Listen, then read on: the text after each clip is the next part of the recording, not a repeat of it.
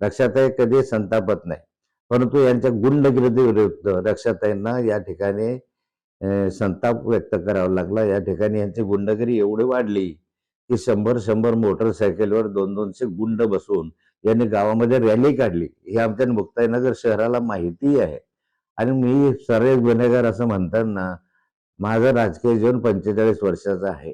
80 पासून मी राजकारणामध्ये आहे, शेतकरी संघाचा चेअरमन वगैरे पासून। त्या कालखंडापासून तर आज ताग आहे। राजकीय गुन्हे वगळता माझ्यावर साधी एनसी सुद्धा दाखल नाहीये। एकनाथ खडसेवर किती गुन्हे? तेवढे गुन्हे एकनाथ खडसेवर, म्हणजे एकनाथ खडसे सराईत गुन्हेगार आहे।